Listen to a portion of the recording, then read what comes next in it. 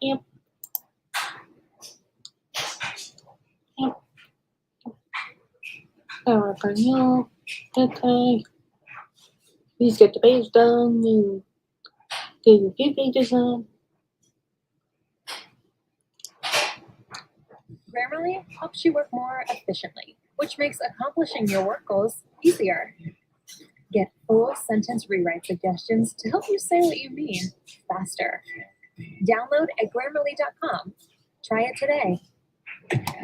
Feels weird picking it up. The legacy of that shield is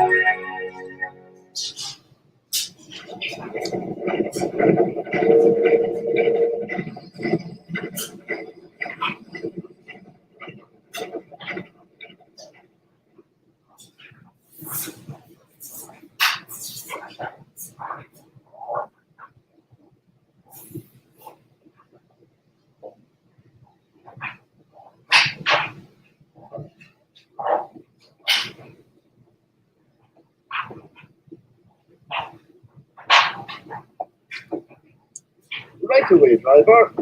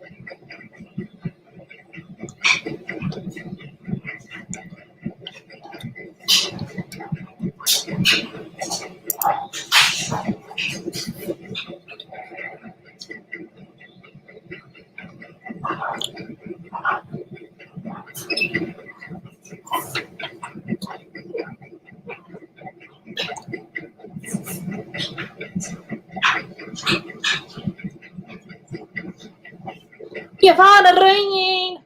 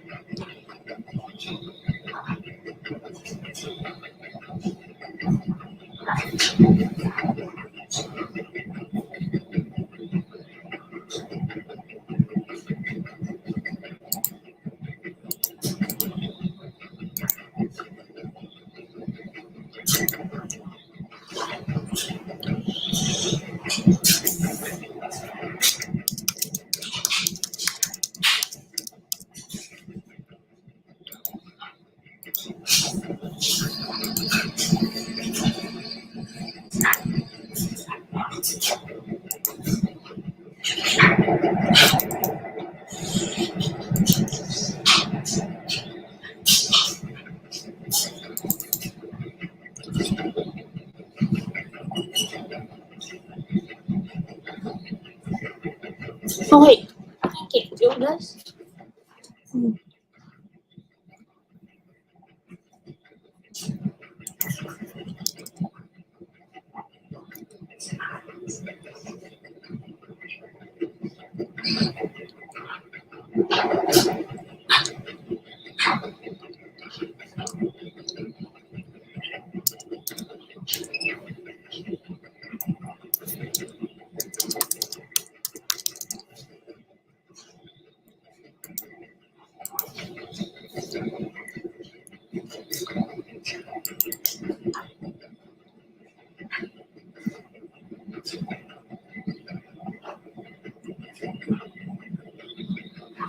Yeah, that's right.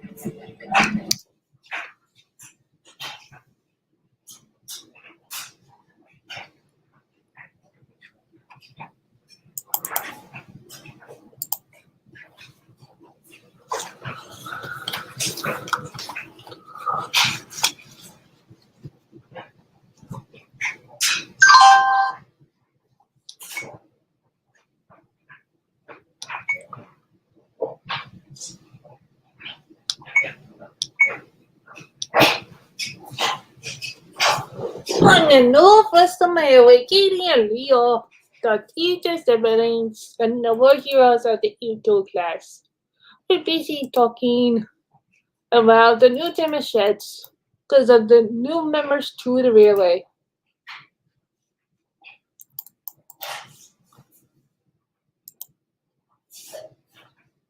So, sis, the Leo,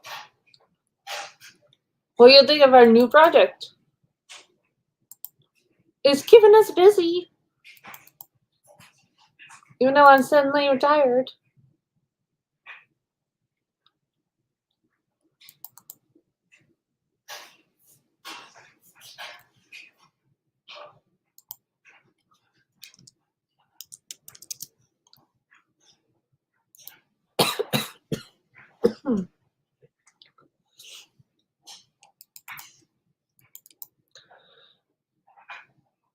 But it's fun. Same time, because you get to work with your best friends.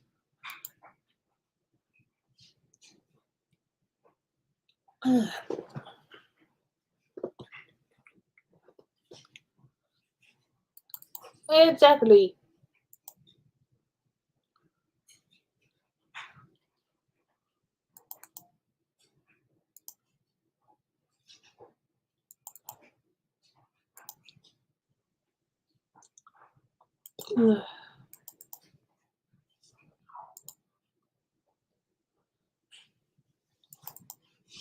Also, though, having a new two machetes means I'll finally have a spot.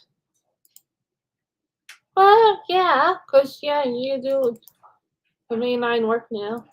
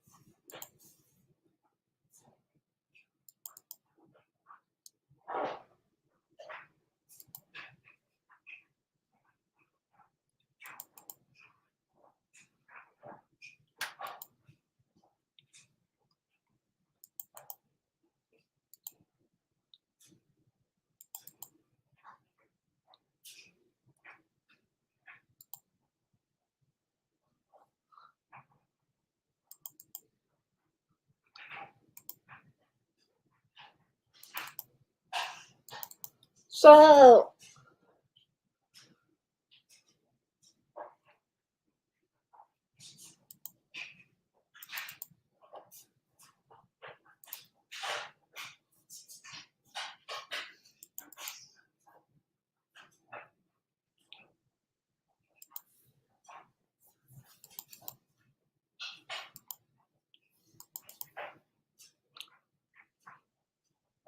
oh, can I do that?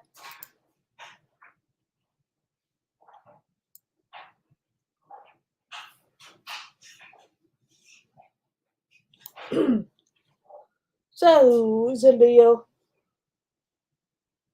it's gonna be weird not having Toby on around anymore.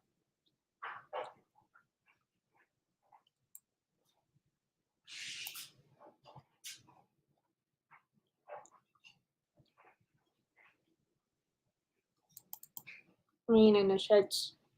I know.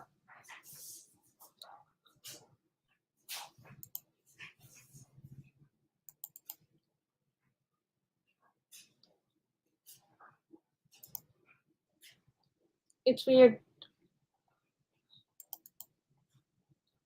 I figured it was Toby. Because I don't think.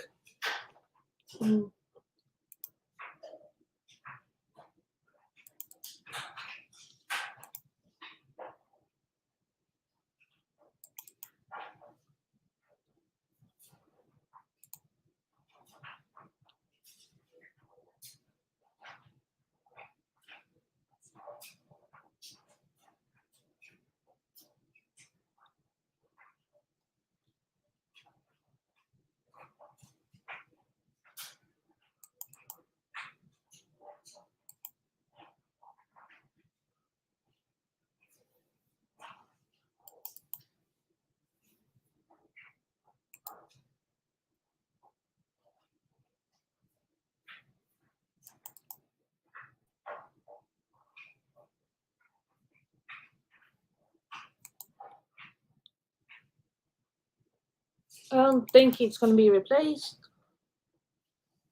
Like, I knew he wasn't being overhauled.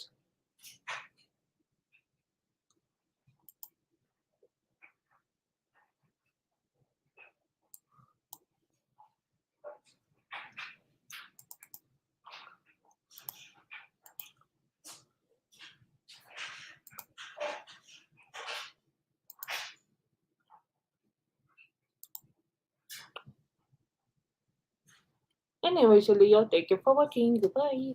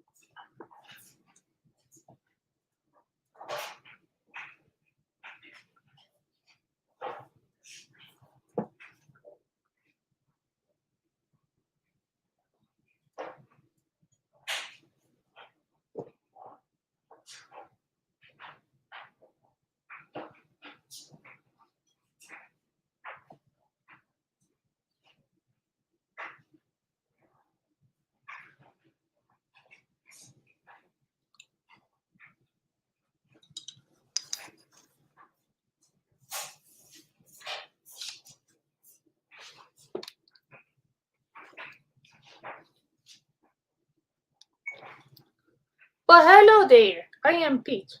Alright, Rogers. I'm Salty.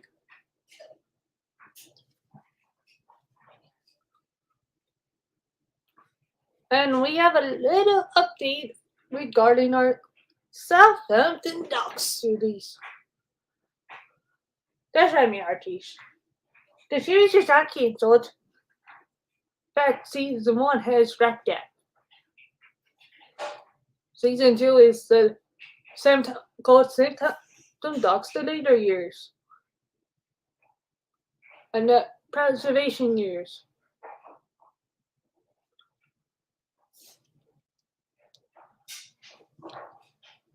So don't get discouraged, me hearties.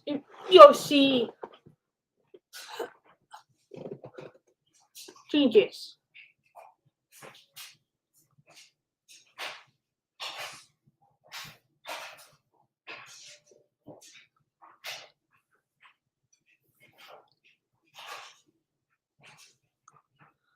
We don't want to discourage your viewers.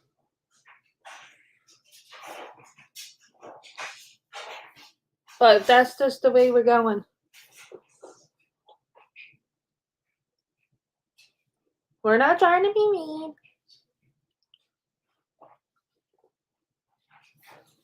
But, not that we're mean and to begin with, but they've always originally thought the show was going to be canceled after one season. Well, you were half wrong. You were wrong. As such,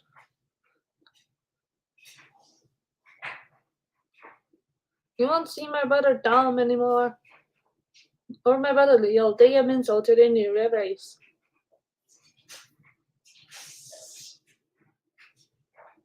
This point.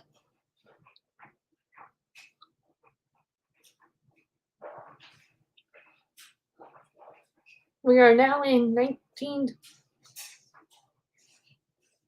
we're now at the end of 1961 into 1962 era. But you still gonna see me and Salty. And Salty's siblings. And you're gonna see some US duck things. That's right. They joined us during the Southampton Ducks crew during the Second World War to help out with munitions work, and they became a permanent part of the Southern Railway after the Second World War.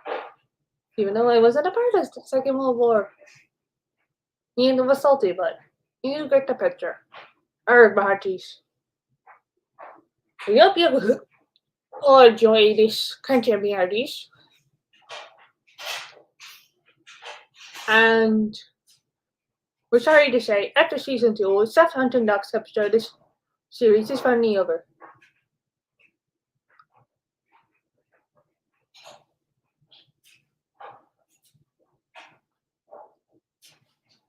However, there's good news for me. There's going to be one more, and there's one more special or two coming from us.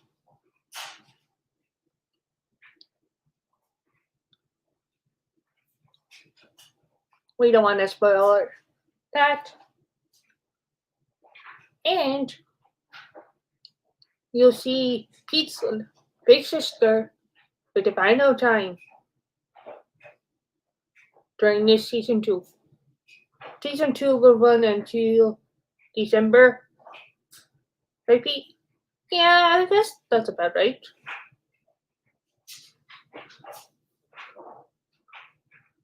We're basically wrapping up the current era. Southampton Ducks at the beginning of season 2. Then later in season 2, it's just gonna be a few changes left of the original crew. Remain of the crew. There'll be one more update video coming as well. And yeah, we hope you guys enjoyed the this update video. These update video styles will be me.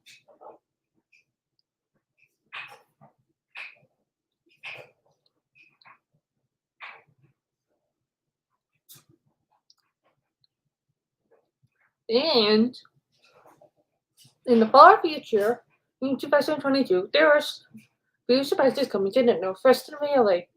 But for now, this is Pete, Arg, and Salty. Goodbye, viewers, and subscribe to the Southampton Ducks channel. Goodbye. Alright, done.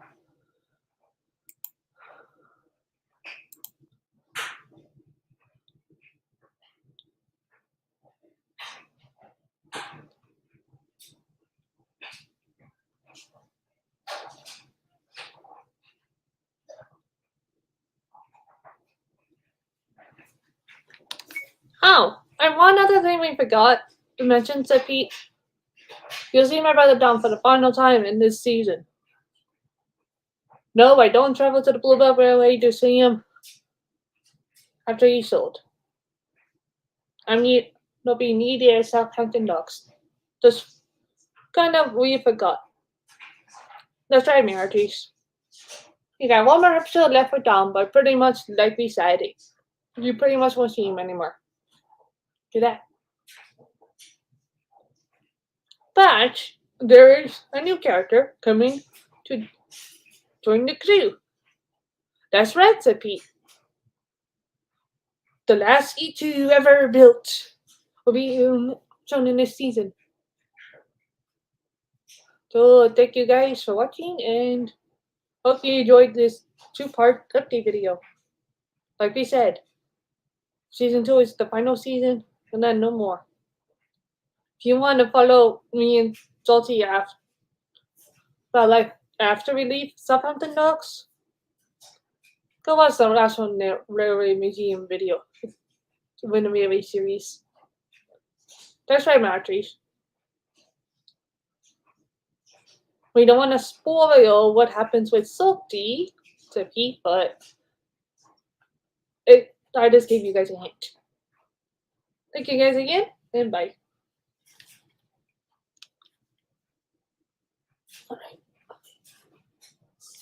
Alright. Okay. Done. Update video done. Short done. Hey, okay. Anything?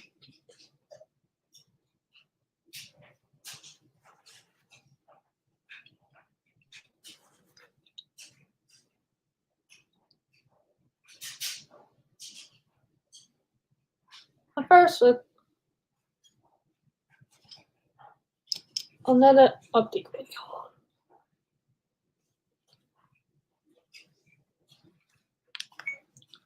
Hello there, I am Boko. Welcome back to the channel. I want to give everyone another update on the Let's Play channel situation. Because I don't think apparently people watched that video. But I will reiterate what Henry said. The old channel was removed because A, drama, B, the creator wasn't happy on their channel anymore, C, live stream rights were removed, and D, copyright claims.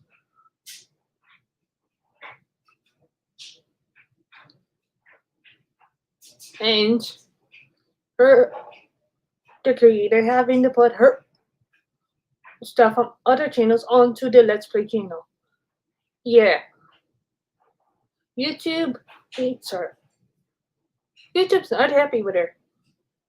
But anyway, the new Let's Play channel is up, and I also want to integrate to let people know that we're going to have a few visitors coming to this railway this month, and for the how the fall traffic work, especially Christmas. But I don't want to say too much more. Now, what's going on with Edward's branch like tales?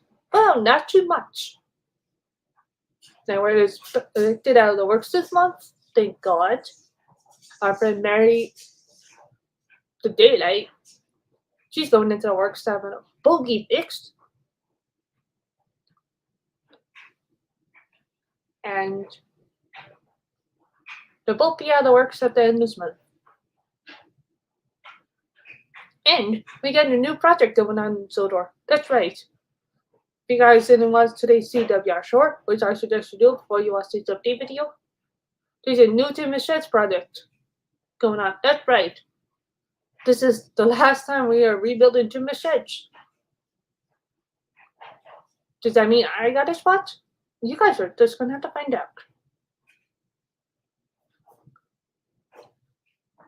And let's give a let's just want everyone to know that update videos of series of the Wooden Railway stuff is still coming. And there's new Wooden Railway stuff every next month. So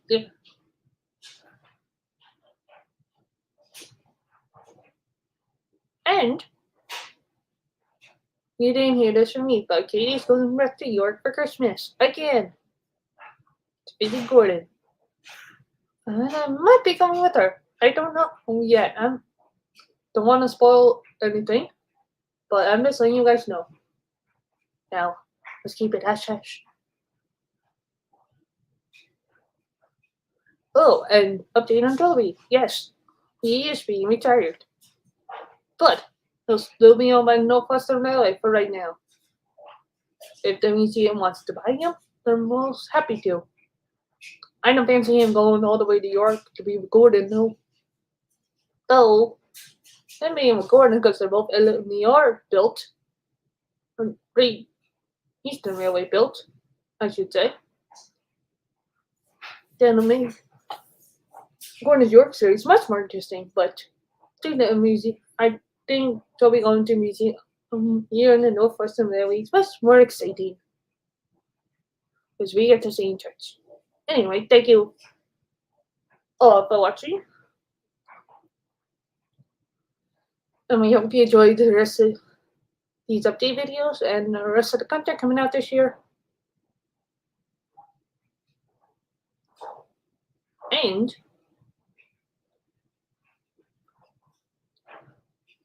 just to let you know, if they had OMG's spin off rubbish as well as the Lisa Wonder Railway, that's his own series, okay? So don't confuse it with the real Northwestern. Thank you again for watching and goodbye. I got to go take ever 6 mainline local now. Goodbye.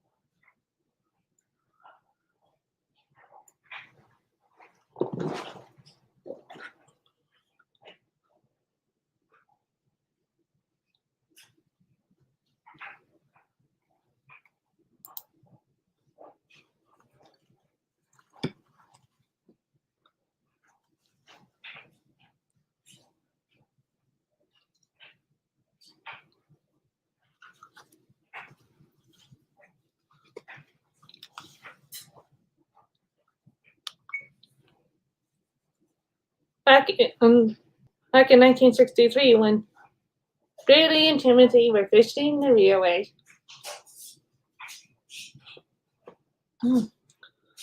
They had another talk with Thomas. Thomas? Hmm? Can we have a word? Said Billy. Something the matter? Well, kind of.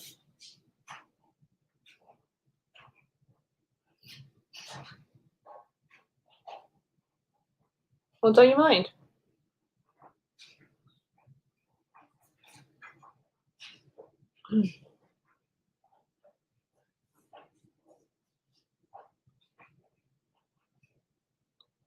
This feels silly of us to ask to Timothy, but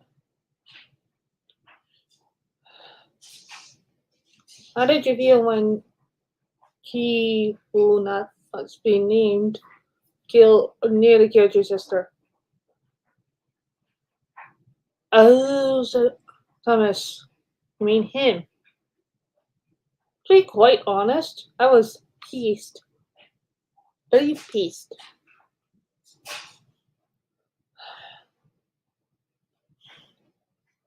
When we were told what happened.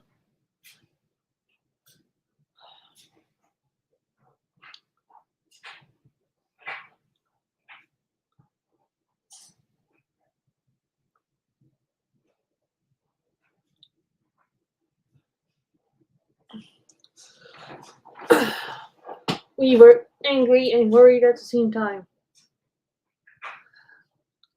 But she was sent down by Mr. Starr to work here in the Northwestern for the time being because the repair work that needed to be done.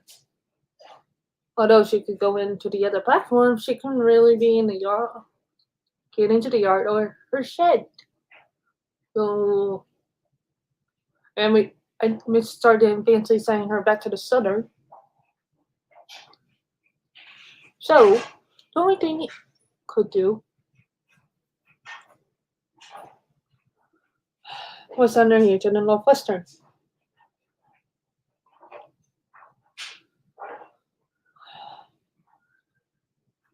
She was partying with me in the yard for a few days and then she joined me at my ranch line.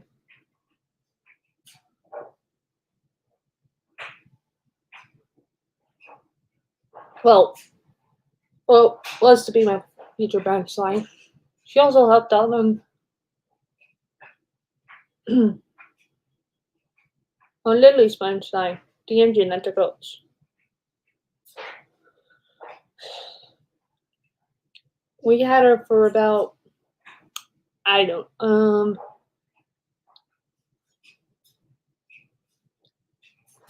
about a month. Then she went back. Well, said Billy. So, did she have any nightmares? A few, but she was fine. She calmed down.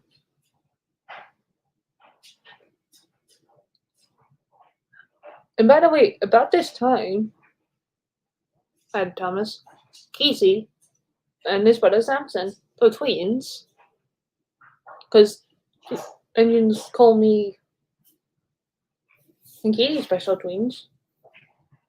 It's a joke, but we understand it. Wait, said Timothy. You and Katie are twins? Special twins, said Thomas. Other engines say jokingly, but they don't say it to upset our feelings. Oh, said Billy, that explains it. Yeah. Of course, no one will hurt your feelings. I would imagine if someone hurt my sister. Feelings. It's tough, said Timothy.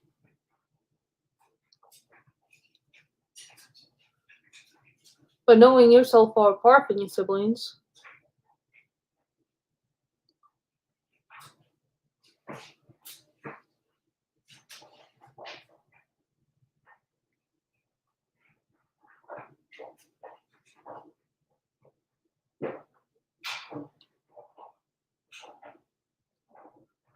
There's an agent called Preston, right? Said Billy. Oh, said Thomas. Yep. He was one of our. He was. Hmm. He's our LME.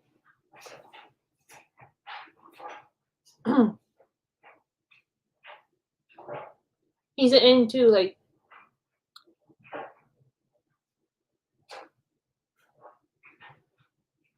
my friend Tucker. Really? Said Timothy. So he's preserved? Yep. You know what's funny? Preston is part of the National Railway Collection.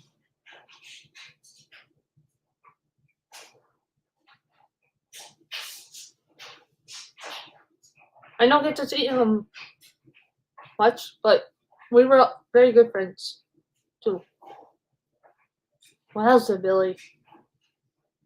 So did Preston know what happened when Alfred tried to kill your sister? Sorry for bringing up the name. No, it's fine, said Thomas. Yeah, he knew. He was one that engines Delaney are loaned before he got before it got very worse with Alfred.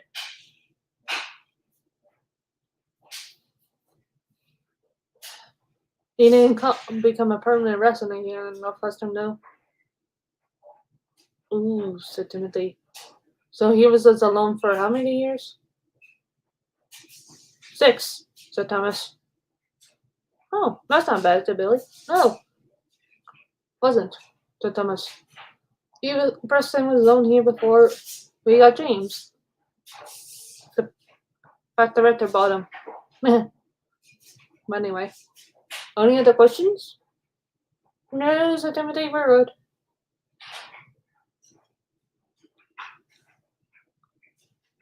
Well, said Billy, thank you for watching, and thank you all for watching season 1 of The New Furnace Railway. I guess there's a real name. Thomas, shall we spoil it?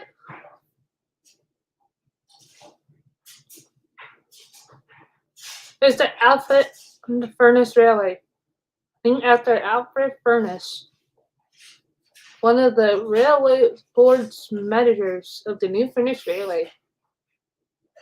There you go, said Timothy. That's why it's called the New Furnace Railway. But his full name is the Alfred Furnace Railway. So don't see that. Thank you. And like I said, thank you for watching season 1. And season 2, me and Billy will be back on a railway. And Thomas, thank you for your railway for letting us help out during this busy summer season. And I wonder how your brother Pete's getting on. Oh yeah, good question, said Thomas. But that's the story for another day. Quite right, said Billy. Ooh, my sister's gonna be jealous. Doubt that, laughed Timothy. Ooh, I want. That just gave us a story plot. Thank you for watching and goodbye.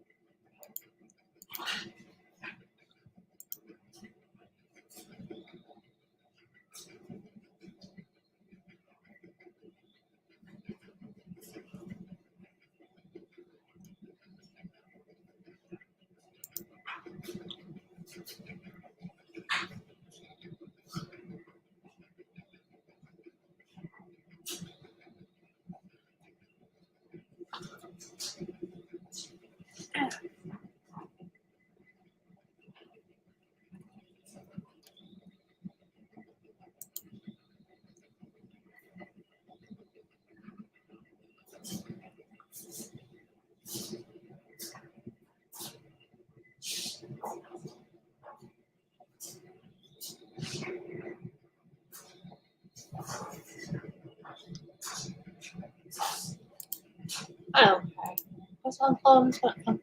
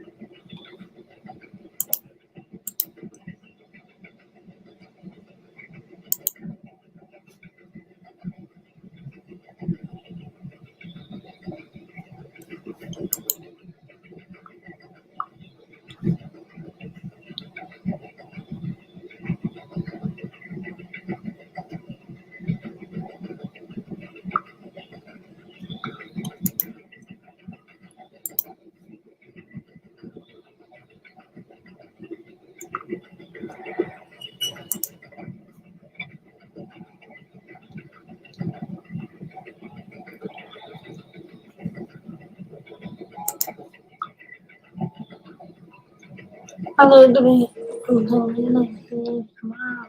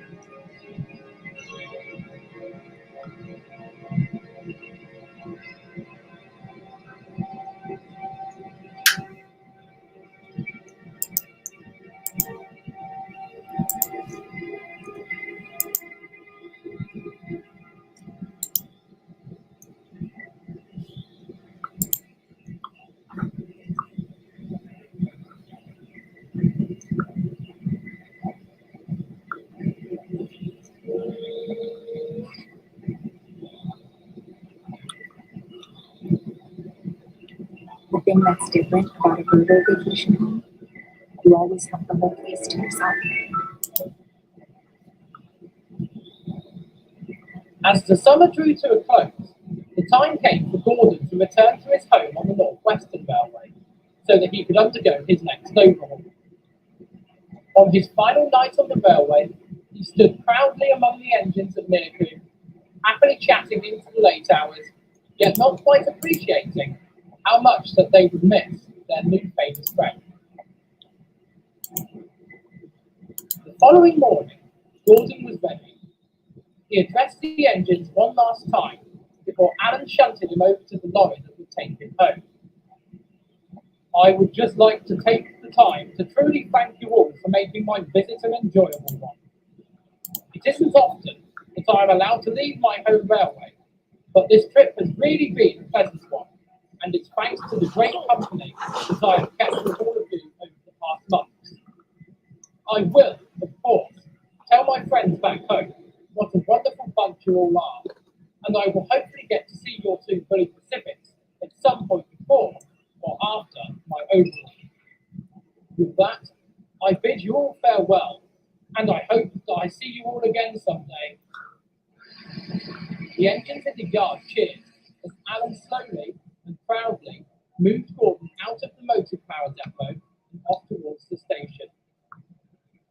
Gordon smiled to himself as he went, glad that he had visited such a wonderful little railway.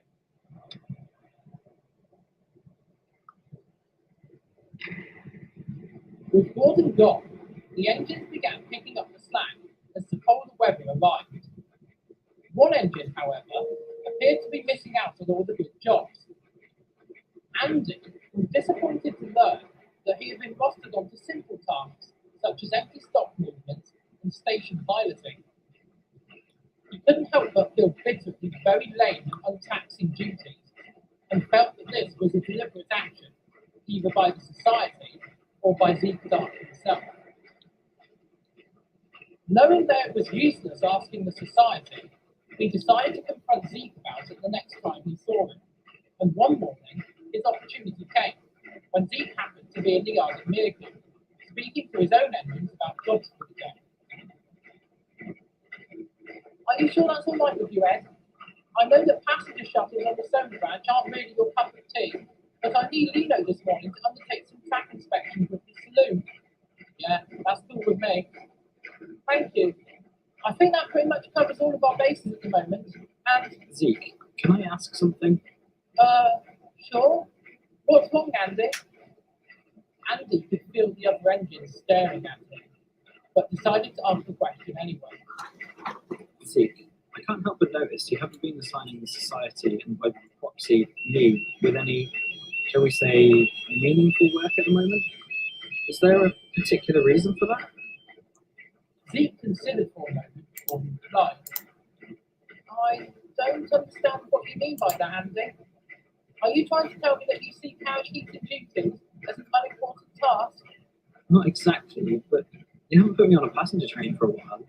I haven't been asked to take any freight trains either. Even if the other engines are busy, what gives? All right, Andy. Let me level with you. Since the incident with Goose, I have been taking a very long, hard look at the society, what it does, and where I stand with them. And the fact of the matter is that, well, Yes. Andy, please don't make me say this. The other engines remained dead silent, staring between Zeke and Andy in quick succession before the latter spoke again.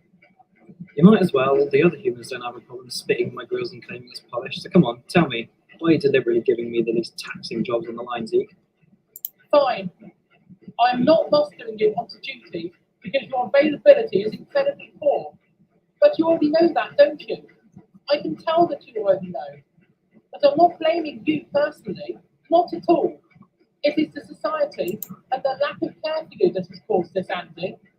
If I'm honest, I just don't want to risk rostering you onto a service if it leads to another breakdown. You've already had 7 failures in the past month alone. What if the society can't fix the next one? Then what? I'm already questioning their work ethic and the way that they continue to operate. My point is, Andy, that I'm trying to protect your well-being, at least until the society can afford to repair you properly. You don't understand, Zeke. We've got no money. Membership is a rock bottom. We're struggling to pay back our debts, and we've already lost a good engine in Goose. Please, just give me a chance to prove my worth. Zeke considered the bleeding diesel for a moment, while the other engine continued to walk at them. Finally, he made a decision. Okay, Andy, how about this? There's some wagons that need delivering to Belgrade this afternoon. The men want to do some more work on the railhead there. Take that train there, then bring the empties back without incident, and I'll see about upping the society's contracts again. Do you think you can do that? I will do it. You wait and see. I won't let you down. I honestly hope not, Andy. And with that, Andy slowly rolled off towards the goods shed, determined to prove that he was not a failure on wheels.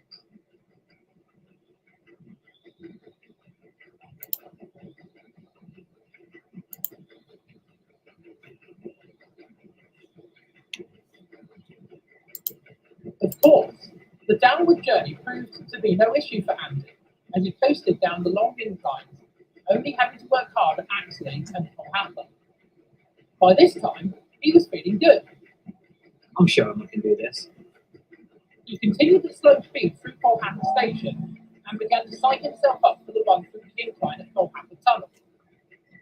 He soon reached it, revving his engine up to full load without any issues, despite a slight pain in his transmission.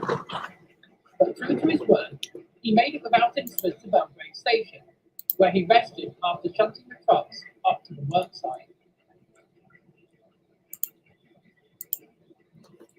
It's all about Subway Series menu. 12 irresistible new subs. The most epic sandwich roster ever created. It's Subway's biggest refresh yet. Whether you're building your first layout or expanding your track, Mongol Railroad Academy wants to keep it. Now it was time for the part Andy was slightly nervous about, having to go back to Mirku via the inclines of Woolchurch and Duckway. Things started well enough as he made his way through Colhapper, Gallen Junction, and Axley. But on the climb towards Lake, he began to feel a little hot.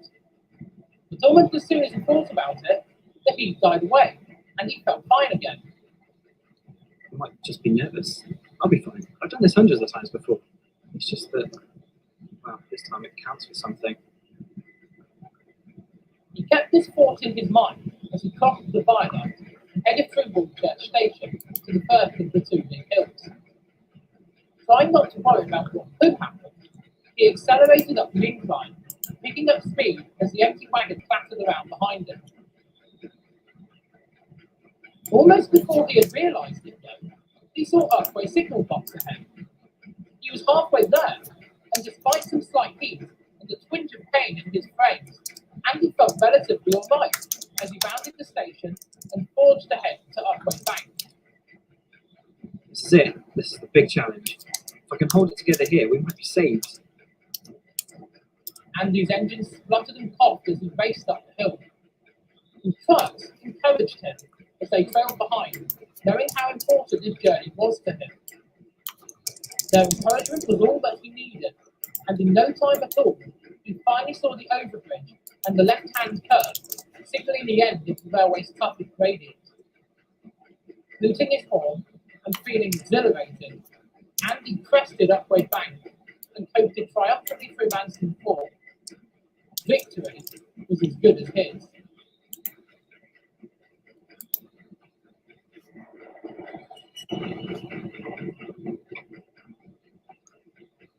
Zeke looked slightly surprised to see Andy trundling into the yard with the empty trucks. He did, however, smile as Andy came to a stop. Andy, you made it! Told you I wouldn't let you down.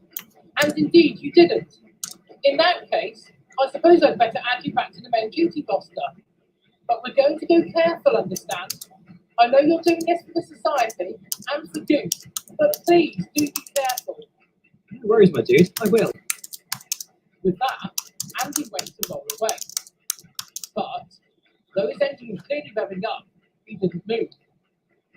his eyebrows raised. Andy?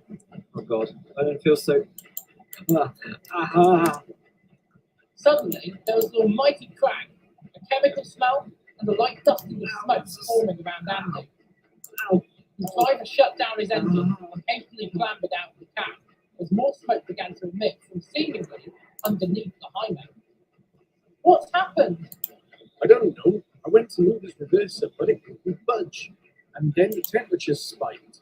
There's something seriously wrong here. Andy cried out in pain and frustration. My hydraulics, you morons! My transmission's gone again. I can't fucking believe this. Right after I proved myself, for fuck's sake!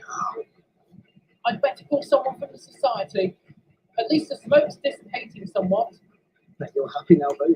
Guess the society won't have to put me on the duty roster after all, eh? Zeke didn't have time to argue with him and walked across to his office, whilst Andy and Driver went to check on Andy's engine room and confirm their suspicions.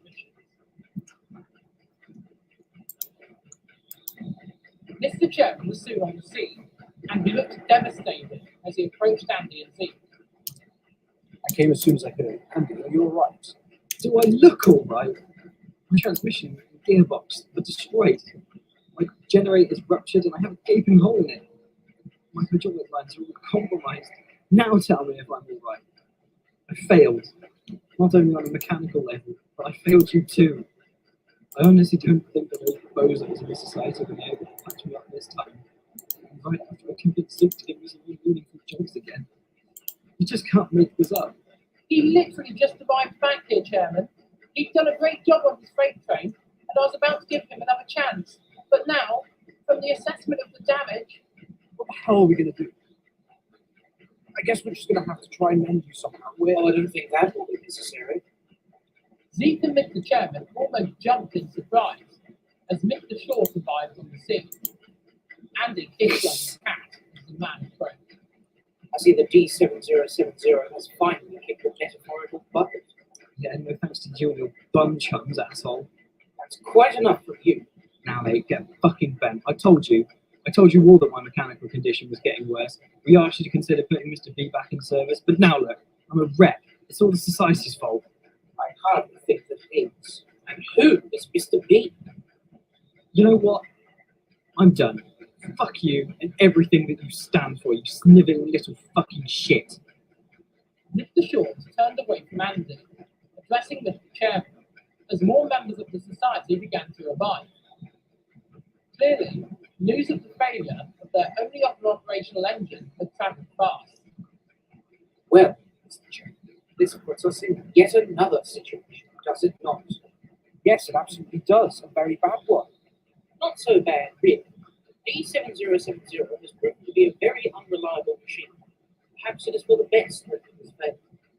Ah, well, at the very least, we still have that diesel shunter.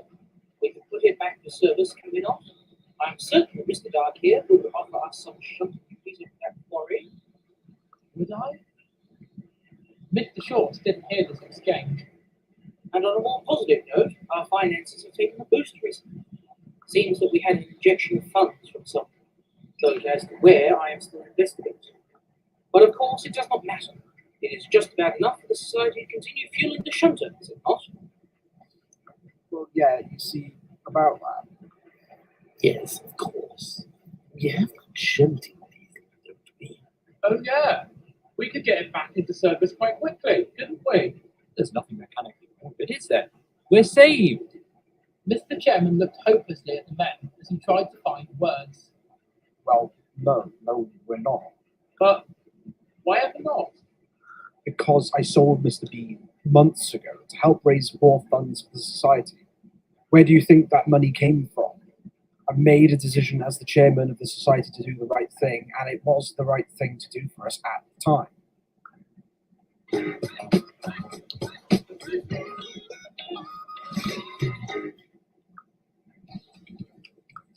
Oh, travel. How we've missed you.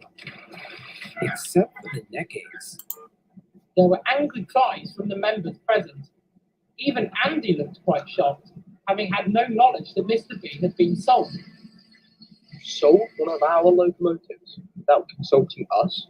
You undermine the society? Our last hope.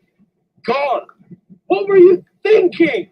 Oh, come on, gentlemen. Get off your high horses. None of you really care about Mr. B after his accident. None of you have shown him any sort of attention in recent times. And hell, you didn't even notice he was gone until just now. Shows how much you cared about him. What does it matter if we care about an engine? It's a machine, Chairman. A machine built to do as we ask for it. Why should we care about its feelings? Because, like it or not, Mr. Shaw, these machines have feelings. They have just as much right as you or me to protest or speak out against injustice or in any other cases have any opinion about how we operate them, as I tried to explain to you last time. But we own them. They have to do as we tell them. So you see them as slaves? With big fans. Asshats. This is ridiculous. How are we supposed to continue operating a society without any motive now? You managed beforehand, you know, when the society was set up to support my railway. The society back then was much bigger. This congregation is all about the members we have left. I seem to remember that you yourself left the society a while ago, Mr. Dark. Yes, because I could see what it was dissolving into, and I was correct. A bunch of children wanting to play with their toy trains.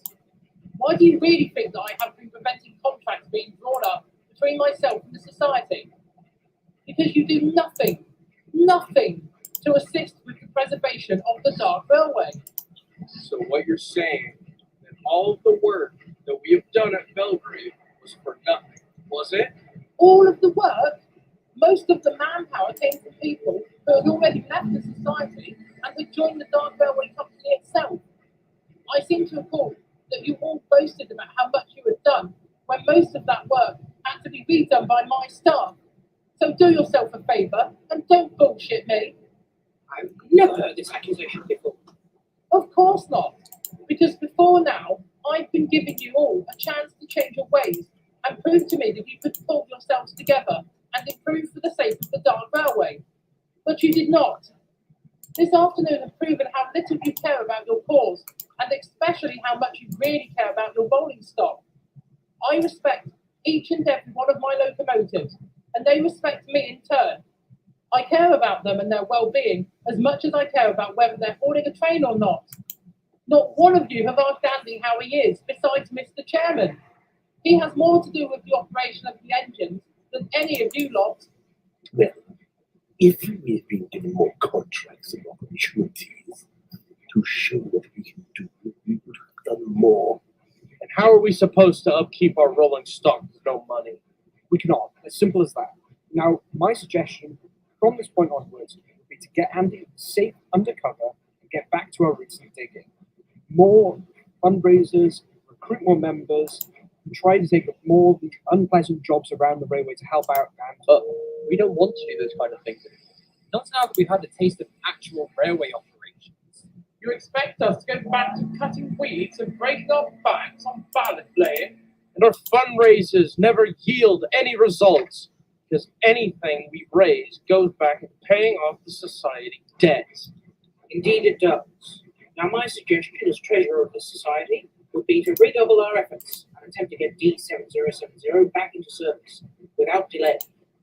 We can most likely bodge it together with some duct tape and... Oh no, you won't. You come near me without fucking duct tape and I'll fire one of my cylinders through the middle of your fucking face.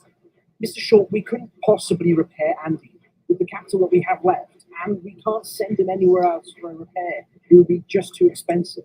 Then why don't we just appeal to Mr. Darby? I've heard so much about your working relationship. Surely he would do this for Mr. Chairman. I would, for Mr. Chairman. There we are then. A good little loan to repair the diesel will go a long way to... Oh, I think you misunderstood me, Mr. Short. Excuse me? I said that I would, for Mr. Chairman, in the singular. I would, of course, be happy to give Mr. Chairman a loan, if needs came to it, but not the society. In fact, the manner in which you have spoken to me, Mr. Chairman, and Andy today has cemented my position on the whole matter, and it is very simple. Henceforth, from this moment onwards, I, Lord Zeke Dark, hereby cease any association with the Dark Railway Preservation Society, and therefore prohibit said organisation from carrying out any duties on the railway and land that I own thereof. I don't understand. Then let me give it to you in layman's terms. You're done. I'm kicking the society out. You're gone. But you can't do that. Can't I? This is my land after all. Tell me, how many months of unpaid rent are there at Gallant Junction, Mr. Chairman? I'd say about 13 months. And there is currently no way that the society as a whole can pay that back, correct? That assumption is indeed correct. There's no doubt we can't pay it back. Well, there you have it then. The society is not only in debt with the bank, but with myself as well. And therefore, I have the right to prohibit you and the other members from accessing your assets and land until the debt is repaid in full. And that's not likely now, is it, Mr. Short? Well,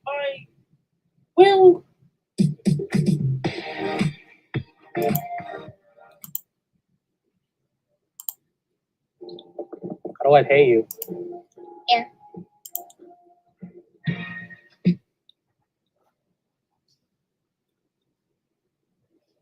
Fuck you, dude.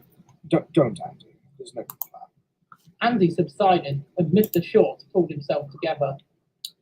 well, in that case, I'm going to call upon all remaining members of the society present here today, which, from what I can see, is all of us. And I'd like to call an annual general meeting immediately to discuss not only the potential voting in of a new chairman, but to also discuss our future as a society going forward. No, Sorry? no, we are not holding a meeting. What is the point? There are 8 of us left. That's hardly a society, is it? At most, it's a gathering. He's right. What's the use? We're done. That's it. It's over. Don't think like that, gentlemen. We've lost all our members in the past 2 years. All of our equipment is broken. And we have nothing to show for ourselves anymore. I think, gentlemen, that we are done here. I therefore call for the disbandment of the society.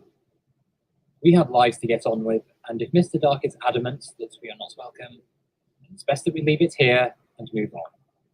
Very well said. All in favor of disbanding the Dark Railway Preservation Society, effective immediately. Aye. Aye. Aye. Aye. Aye. I. Oh, wait, I don't count, apparently. Well then, gentlemen, I think that settles it then.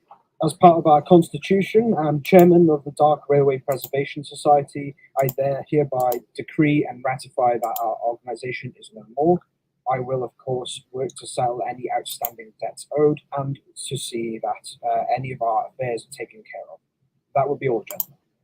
He nodded courteously at the men as they began to walk away. Mr. Shaw shouted after them. You can't just give up. We still have so much that we could do. As treasurer, I demand your return. He turned to Zeke. Surely, Mr. Dark, you can't just throw us out on the streets. What about my job? What else will I do after this? Surely you must have a job going somewhere for someone like me. Absolutely fucking not. In fact, after today's event, Mr. Short, you are hereby banned. Banned? Banned. Banned from coming anywhere near my railway or my land ever again. And if you don't want to comply, I'm certain that the police can enforce it if needs be. What? You heard the man. Now scram. Go on, get out.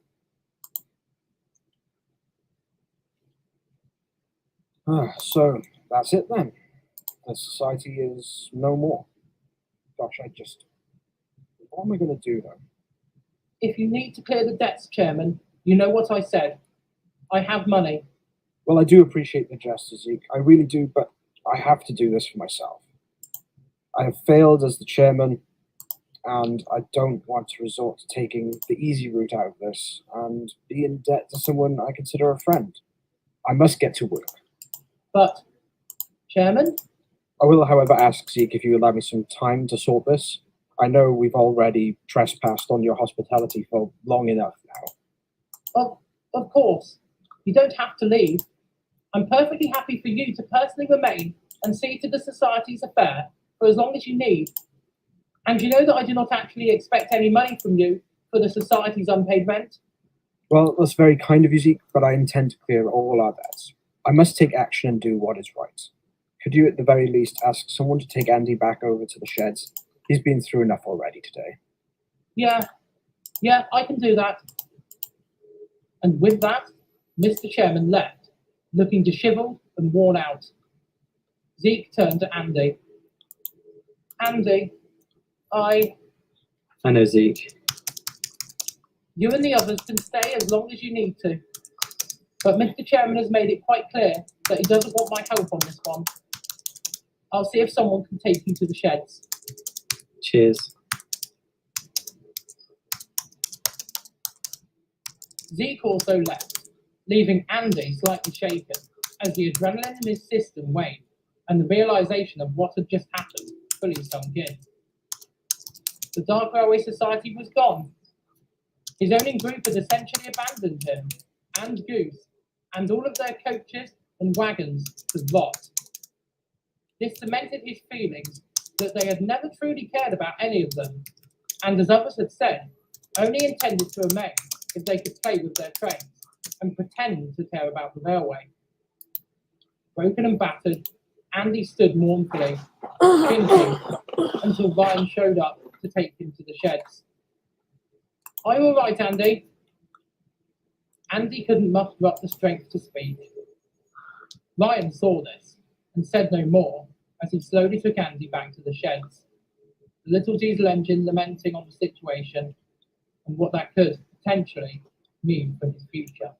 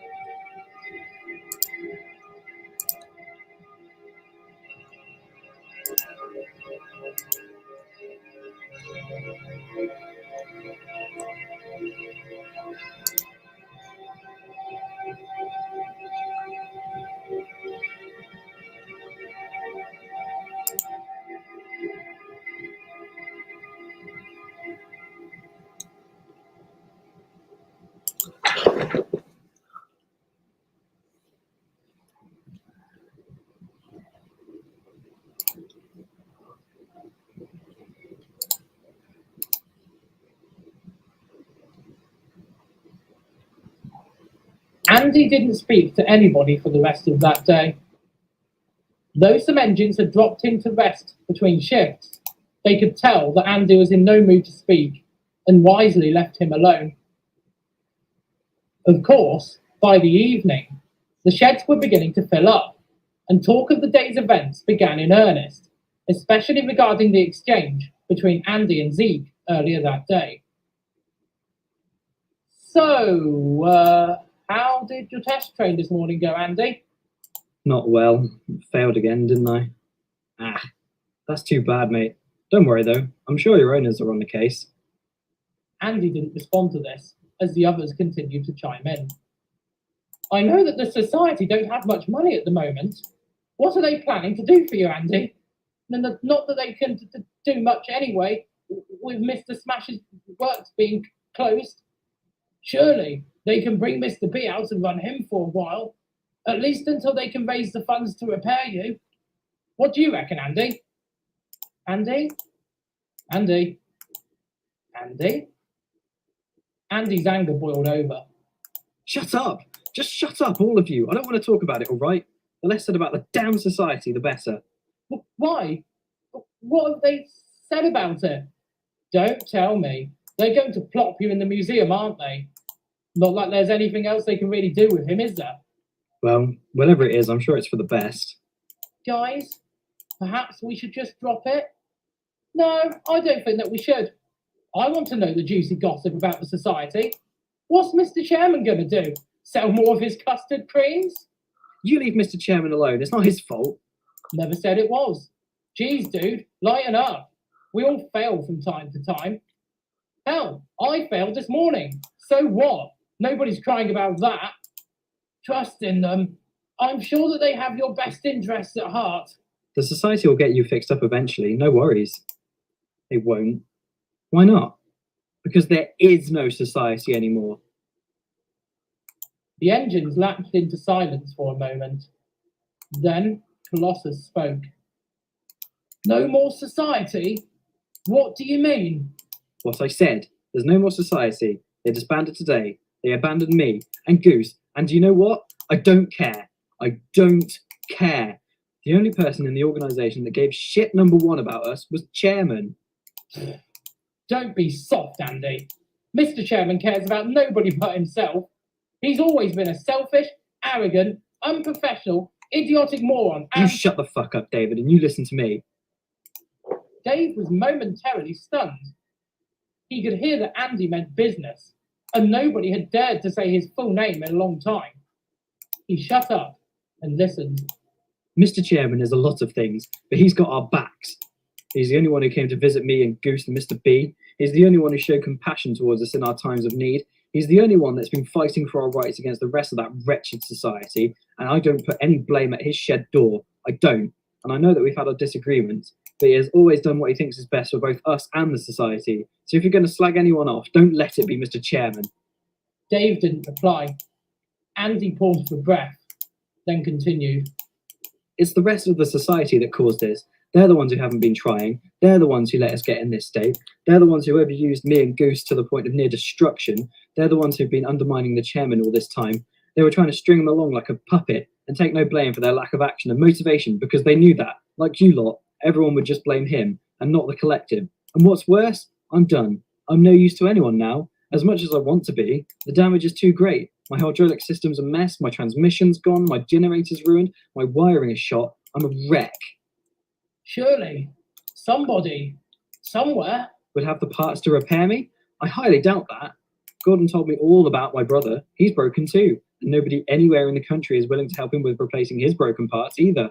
We're both screwed, royally. I'm done for. That's awful. What will you do now? There's nothing I can do. My fate rests with Mr. Chairman. And even then, he has to clear the debts left by the society, and A thought had arrived in his mind as he remembered his brother and his very similar situation, and the realization that an opportunity had now presented itself to him. Perhaps there was something that Andy could do, after all, to solve many problems at once. I have to see the chairman before he does anything else. I need to get hold of him, somehow. Andy didn't elaborate further as the other engines fell silent. They didn't want to start a full-blown argument, nor upset Andy any further than he was. Wisely, they shifted their conversation away from the society, whilst Andy thought hard.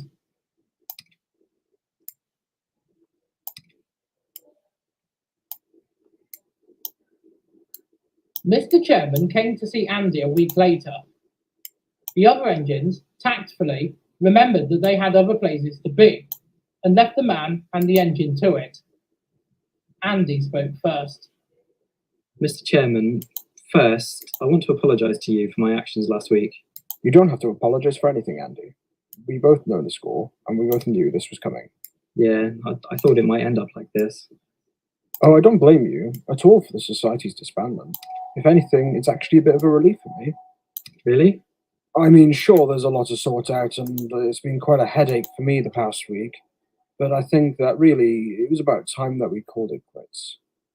It just wasn't working anymore. Too many clashes of personality, too many misaligned intentions. No, I think this was a good thing overall. Honestly, I believe that. Takes some pressure off me, at least. I suppose it does. More time to concentrate on your custard cream business, eh? Indeed, indeed. As well as my model railway venture. Andy didn't think that he wanted to know about this, so he changed the subject slightly. Sir, I did want to ask you something, though. Go right ahead. I have nothing to hide. Well, there's two things, actually. But the second question depends on the answer to the first, so... I want to know what your plans were regarding the liquidation of the Society's assets and for clearing the debts they owed. Sure, I can answer that. You ought to know anyway. You have a right to know. To answer your question, the first thing you should know is that I've already found buyers for some of our other non-powered rolling stock at the very least. An ex-Society member purchased our brake van, for example. For what? Oh, that's better. I don't think you'd want to know. Andy gulped as Mr. Chairman continued. Anyway, so far I've managed to clear almost all the debt owed to Zeke Dark for the unpaid rent at Gallant Junction, and almost half of what is owed to our creditors regarding other elements of the Society, such as electricity bills, fuel costs, bank loans, and other miscellaneous things. Andy looked hopeful at this. So that leads me on to my second question, sir. What are your plans for me? Well, my first port of call was Zeke Dark himself. I asked him about the possibility of the Dark Railway purchasing you outright. Unfortunately, though, he declined. That doesn't actually surprise me, with my attitude towards him. Oh, it's nothing to do with your attitude, Andy. It was to do more with your mechanical condition.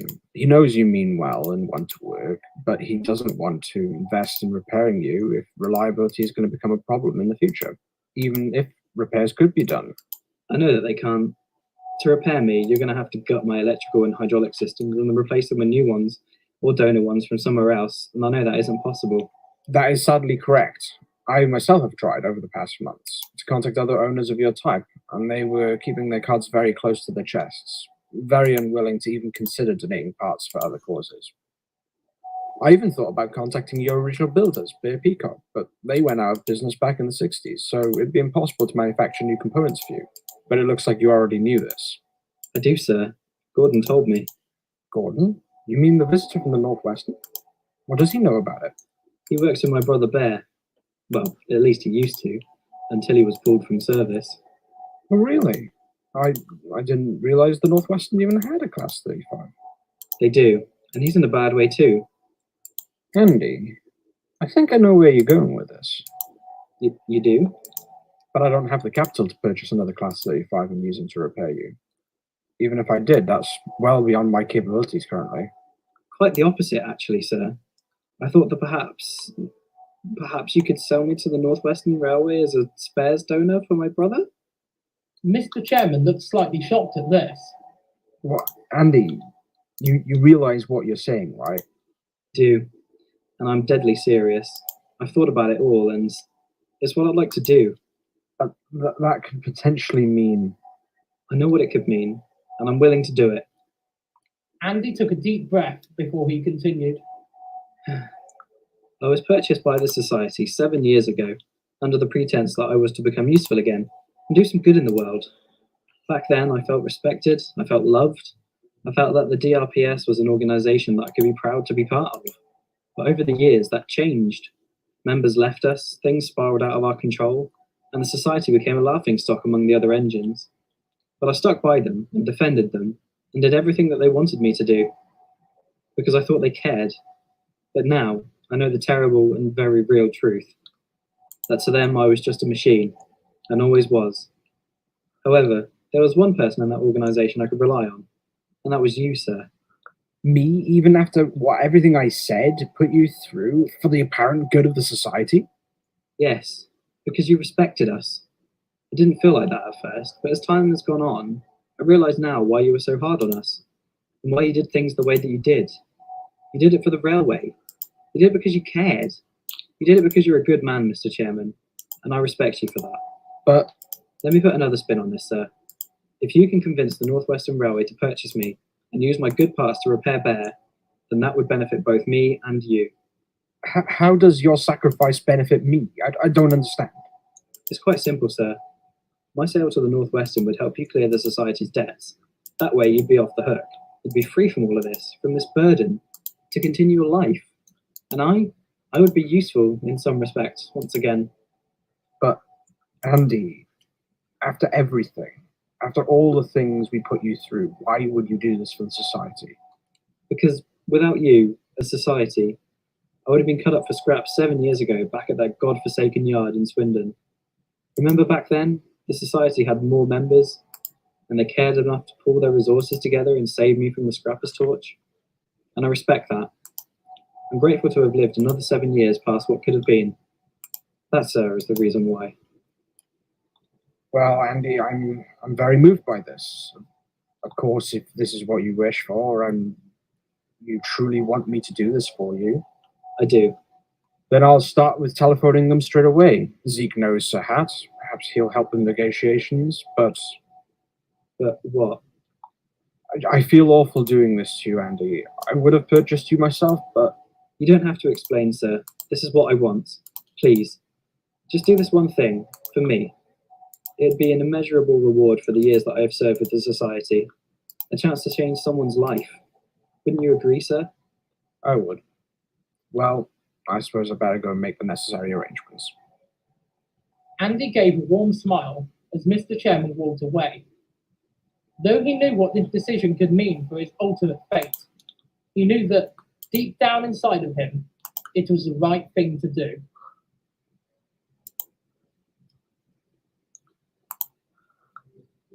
On every vacation at a verbal home, there's someone like you who reunited the. As soon as Warrior heard about the situation, he came to see his fellow hydraulic, tearing up as he spoke with him. Oh, Andy, I'm so sorry for what's become of you. If there was something that I could have done to prevent this, you know that I would have done it, right? I know, mate. I know. But I'm prepared to go through with this. I've been thinking about it ever since Gordon told me about Bear. And on top of that, I've been overwhelmed by the brotherly love that I've seen on the railway. Seeing Stan assisting Dave with his tunnel fears, seeing the bond between Eustace and 257, and to an extent, how inseparable Theo and Otto are. I'd hate to go on with the rest of my life knowing that I could have helped Bear, but didn't. If I can donate my working prime mover for a brother, and see them happy again, then it's all worth it in the end, despite what happens to me. Warrior continued to cry as Andy looked on, bemused. What a touching sentiment.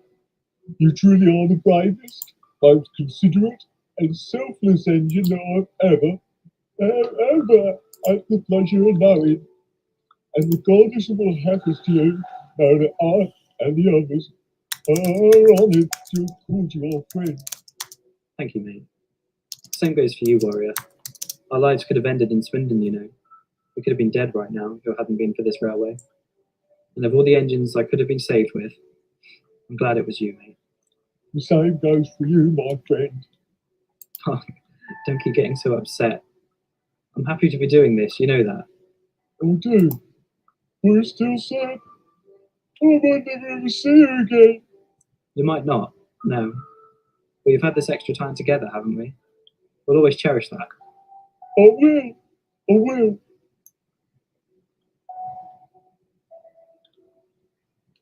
Soon, the day of Andy's departure came. The engines had all given him a wonderful leaving party the night before, and most of them were still recovering from the festivities. Andy didn't mind.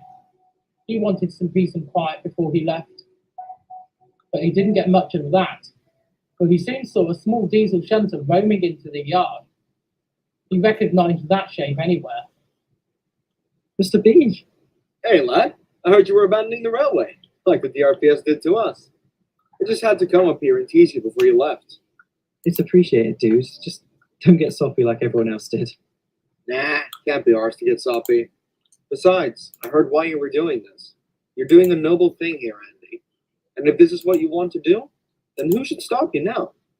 Very true. But I'm a little disappointed. How come? I was kind of hoping that I'd get to say goodbye to Goose. Well, then you're in luck, aren't you? You brought him here? Hell no! I got Alan to do it for me.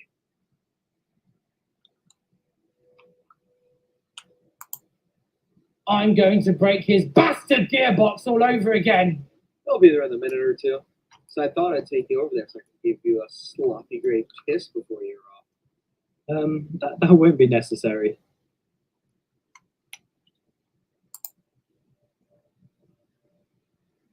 Mr. B dragged Andy over towards the station, where the familiar sight of Goose stood, waiting for him alongside Alan. Mr. B, why didn't you tell me that Goose was so heavy? It's because I knew you wouldn't do it if you knew he weighed a ton. He weighs more than a ton. All right. Enough fat shaming, please. Oh, gear hurts like hell. Hey, you shouldn't have moved him in this condition. He wanted to come and see you off, and I couldn't be bothered to do 2 trips to each end of the line. So here we are. Now, if you'll kindly excuse me, I need some fuel. Andy, good luck, my guy. I hope it goes well for you. Cheers, Alan. Will I really miss you? Probably not. Have fun being, Anyway, bye. Alan rolled away, this time not looking furious at all for a change. Andy chuckled. You two going to be able to handle him? Yeah, I could kick his ass if I wanted to. We'll manage. There was an awkward pause for a moment. Then Goose spoke again. Well, I came all this way, the life-threatening injury. See you off before you go, Andy. I just wanted to say thanks. Thanks for the adventures we've had together. I'm really sorry that it's come to this. I'm sorry for all the pain and misery that caused. But you are my friend. And I know that we all did what we did because of our friendship. And for the society, of course. Nah, fuck them guys. Only the guys who inflicted this upon us. True.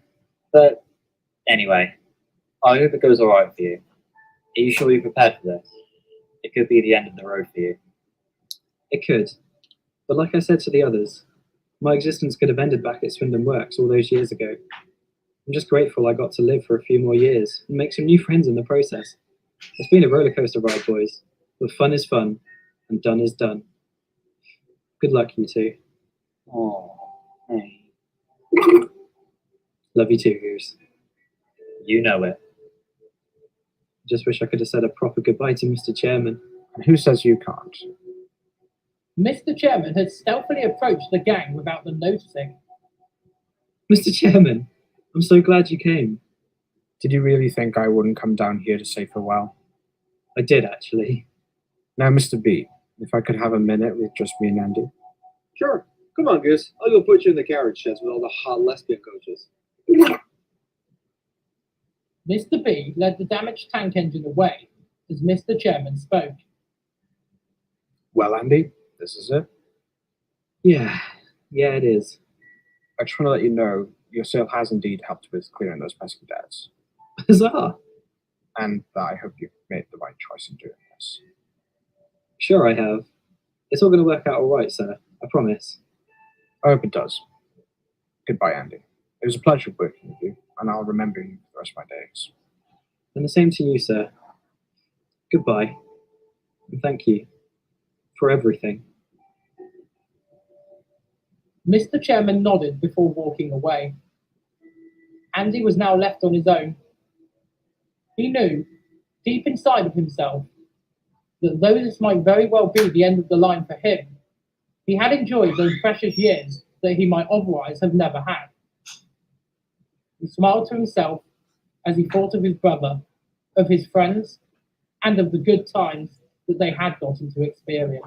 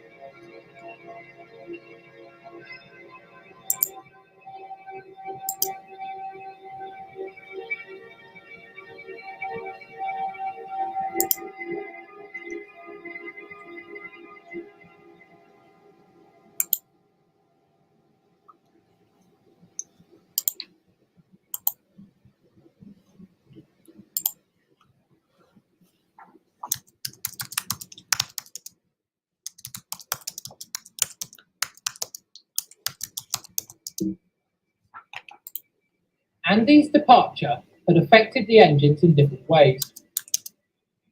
Warrior was almost inconsolable and tearfully expressed his sadness at the loss of his fellow hydraulic. Turbo and Raymond, too, were upset to see him go, but understood his reasonings.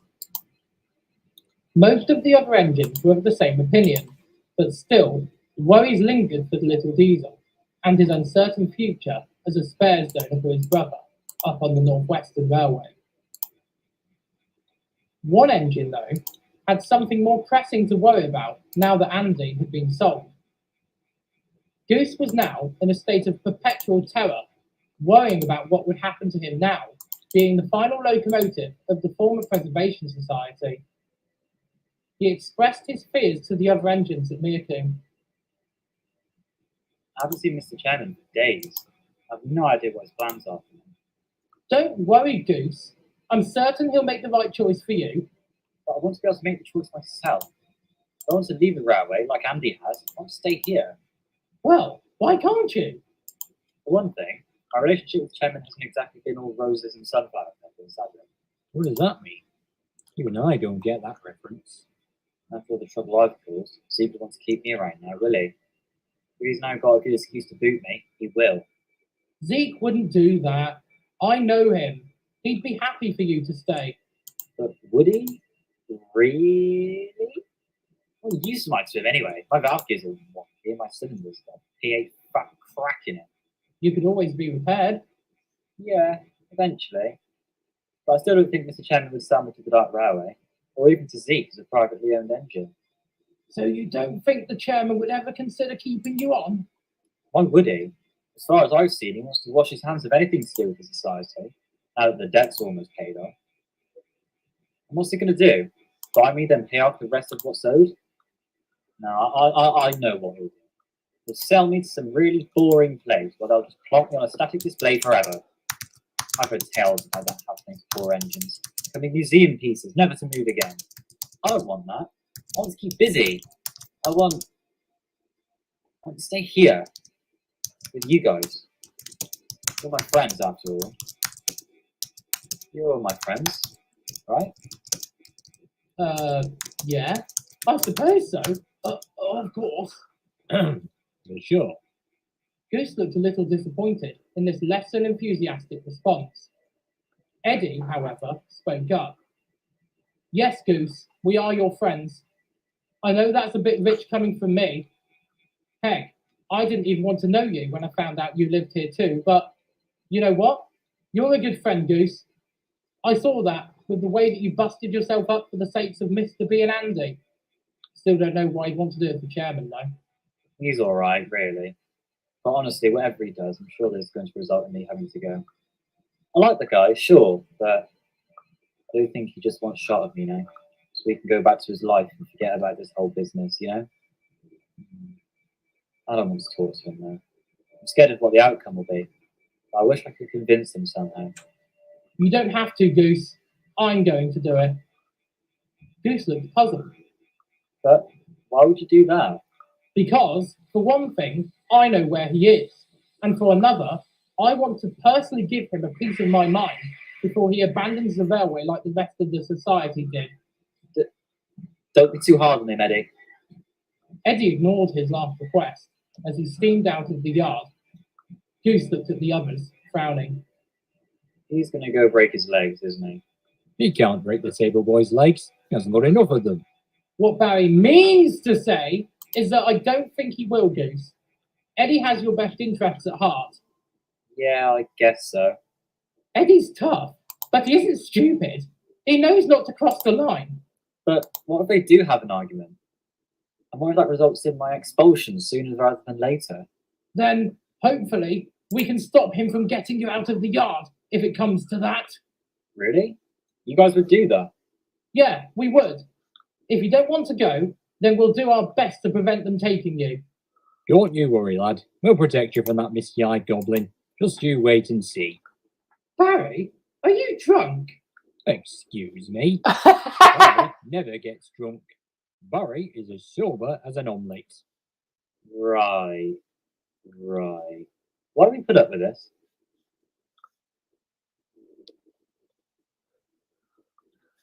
Eddie knew where Mr. Chairman was at that very moment, because Alan had let slip that he was overseeing the removal of the last few items of the DRPS's rolling stock from the museum that morning. Eddie hoped that he would make it on time, as he grabbed some empty wagons so that nobody would question why he was travelling down the line unnecessarily.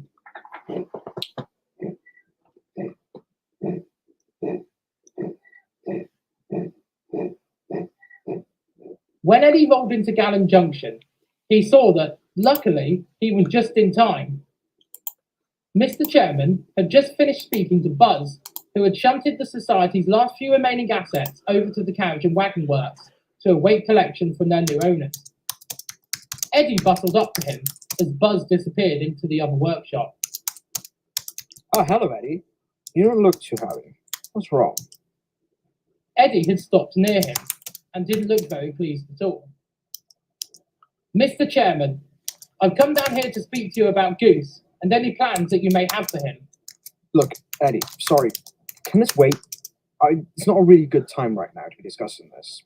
I've got a lot going on right now. I have to contact these new owners about the wagons and let them know. That can wait.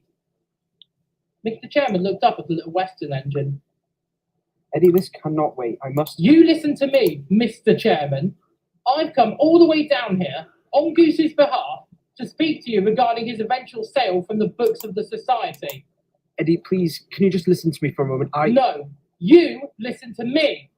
He's up there at Mirku, terrified out of his wits that you're going to sell him off to the highest bidder to close down the failed society's debts, which, need I remind you, was because of your poor leadership skills and complete obliviousness to what was going on around you. Eddie. You were so focused on your image and money and fucking custard creams that you failed to see the society slip right out from under your nose. Why do you think I never wanted to help you or the society? Because I could see it for what it really was. A club for people with little regard for the Dark Railway and little regard for much else either, actually, now that I come to think about it. You must understand. And then I heard that the viaduct had collapsed because of a runaway train and that it was the society in charge of that operation. It made me sick to the firebox. But you got away with that one, didn't you, sir? Because Fear and Otto fixed that neatly for you, didn't they? So the society escaped yet more responsibility for your carelessness and foolhardiness. You. Then this year, you stopped Mr. B from working, then sell him back to Mr. Smash. What was the point in even owning Mr. B then? Why did you bother? And to top it all off, you lead them down the drain by authorising Goose and Andy to overwork themselves. Didn't work out too well that time, did it? Because you had to take some goddamn responsibility for that one. You might have sweet-talked Andy and Goose into believing that you're a better person, a nice fellow, but I see you for what you really are. A liar, a hypocrite, a man undeserving of his title, a failure, a man who will willingly work his engine to the axles if it'll turn a tidy profit. But there is no tidy profit now, is there? You've seen to that. The society's gone. The engines are almost all gone. And you get to walk away, scot-free, off the hook. Eddie paused for a moment, as Mr. Chairman again tried to say something. Eddie, I've already made my decision regarding Goose. What's that then? Selling him to a museum? Or perhaps off to a railway far away from his friends? Or better yet, why don't you have him stripped down for parts like you did with Andy? That didn't exactly go down well with the others. Eddie, please listen to me. Just sell him to the Dark Railway, Chairman. Just sell him to us, to Zeke. He wants to stay here, and that would be perfect for him. We can get him fixed up once the works reopens, and he'd be a really useful addition to our fleet. And more importantly, he'd be in the care of somebody who actually knows how to look after their engines. Then we can finally see the back of you, and perhaps you'll leave us all in peace to get on with our lives. Mr. Chairman looked badly shaken at these words. Eddie didn't feel any remorse. He'd wanted to get these words off his chest for a very long time, and knowing that this was the last thing Chairman wanted to hear made it all the more satisfying for him. What he wasn't prepared for was Chairman breaking down into tears. Eddie looked aghast, and Mr. Chairman tried to pull himself together. Do you know what, Eddie? You're right. You're right about the way I've treated my engines. You're right about the way I led my society to collapse. You're right that I'm a failure, undeserving of any sympathy or assistance. But you're wrong, Eddie, about my true intentions and motivations. Oh, really? Yes, really. I never intended for society to become the way it did. I never intended it to become such a hated figure among engines. I never intended to sell Mr. B, or for Andy to choose to leave. All I ever wanted to do was what was best for the Dark Railway. That is the reason that we formed the society in the first place, to help the preservation of the charm and character of this line. And I failed. Visit your neighborhood Ashley store for unbelievable deals on furniture, decor, mattresses, and more. Plus, take advantage of expert. Yes, you did. And I take full responsibility for that, and for all the terrible decisions I've made over the years. For that, Eddie, I am truly sorry, and I'll never be able to make it up to you, nor anyone else. This is all very touching, but I'm not here for your sob story. I'm here for Goose. For Goose? Yes. Will you sell him to the Dark Railway? I'm sorry, but I can't. Why? Well, you see, it's because... You've already sold him, you bastard. I knew that you'd seen to that already. All of this talk about being sorry for your actions, and what do? Finish it off with this lovely little revelation that you've sold Goose without even consulting him. You consulted with Andy about his sale, didn't you? And Mr. B? Why do you hate Goose so much? Why treat him this poorly after he's been singing your praises for the past month and done everything that you've ever asked of him? Some friend to him you are. I can't sell Goose to the Dark Railway because I've already bought him. You bought him? Yes, Eddie, I bought him. You bought him? Why? Because I care about him, and I don't want him to leave the Dark Railway either. At least not with him. I made it a priority to purchase Goose, along with his auto purchase, so that he could have a choice of what he wanted to do with the rest of his life. My purchase has now cleared the remaining debts of the society, so that's the end of it. So, you're going to give him the choice? Of course I am. If he wants to stay here, he can stay here. If he wants to go somewhere else, he can.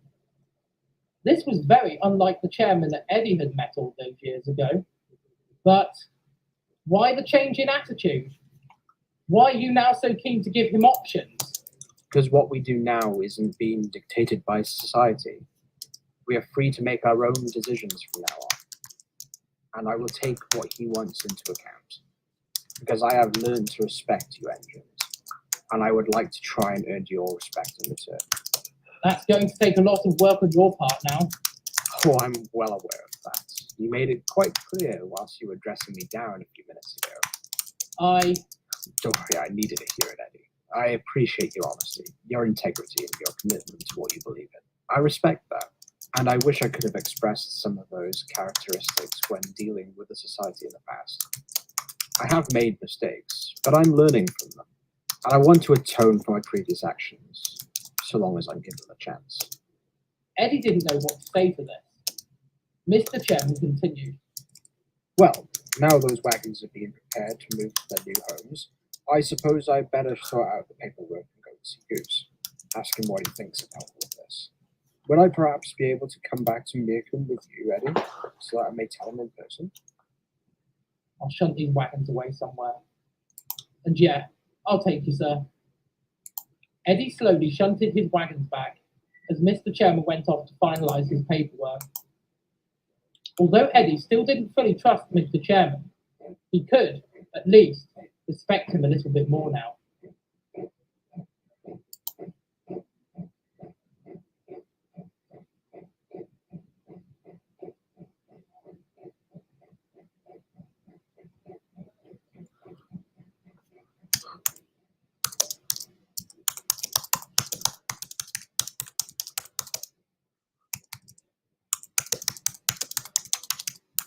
A short while later, Eddie crept into the yard of Mirku, which was almost deserted, besides Goose.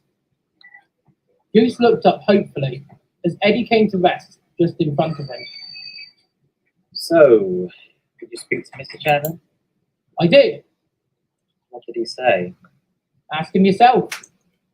Mr. Chairman clambered down from Eddie's footplate, having hidden from Goose's sight whilst Eddie had pulled up. This is Chairman, sir. Hello, Goose. I hear you've been worried. Yeah, sir. I have. Why is that, then? Because, sir, I don't want to have to leave the Dark Railway like Andy did. And I don't want to have to go somewhere else. I want to stay here with my friends, with Dino, with Dave, and Eddie. Eddie smirked a little as Goose said this. And I know that you need to settle the debts and all that. So I know that you need to sell me on society's behalf. And I'm worried, sir, that Zeke won't buy me because what a troublesome little badger I've been for him. But could you do something? Talk to him maybe? See if he'll buy me? I know you have a heart in there somewhere, Mr. Chairman. You've been really good to us these last few years. You've changed a lot since I first laid eyes on you. You're a prick. Could you maybe convince him to let me stay somehow? I don't know. Perhaps we should speak to him together about that. Yeah, if we could. I'm sure you could persuade him. Oh, he'll let us stay, I'm sure of that. Hold up. Let us stay? Yes, Goose, us. Wait, what am I missing here? Eddie couldn't keep it together any longer. He burst out laughing, followed by Mr. Chairman. Sorry, I don't think I can keep this charade up much longer. Goose, I've purchased you and the auto coaches from the society. But what? Really? I thought you want me gone so you could pack up and ship out, get away from all this, especially as our relationship has been rocky at best. Well, you know, I rather enjoyed owning a locomotive, and none so much as you. You've been a handful, sure, but then again, so have I. I've done some bad things, you've done some questionable things, but we've also done some good things for the others and for each other, and I've rather enjoyed it all. Most importantly, I've enjoyed the Dark Railway. Yeah, so have I. So there you have it, Goose. You're mine. I own you now. Oh dear. Yeah, I jest, of course. From now on, Goose, you're free from the control of the old society, and you can now make choices that you would like to make, within reason, of course. You mean it? I have a voice? A very annoying one, but all the same. Funny. Funny fucker.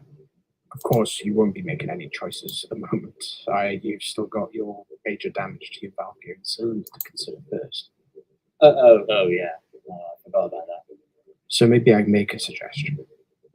Mr. Smash's works is still closed at this point, and I'm certainly not going to have enough money to send you off to prepare elsewhere. So how about we speak to Zeke and place you into the museum for a while? Before you panic, it won't be forever, just until I can get the money together to get you repaired. How's that sound? Goose considered for a moment. This, to Eddie, didn't particularly sound like a choice at all. However, do you know what? As much as I hate the idea of status display, I could give it a go. For a while. Until we can get some money. It's not like I can do anything else right now, is it? Well, exactly. Thank you, sir. Thank you for this. My pleasure, Goose. Just do me one favor. Yeah? Please try not to be as big a thing at the ass for me as you were for the society. Promises, sir.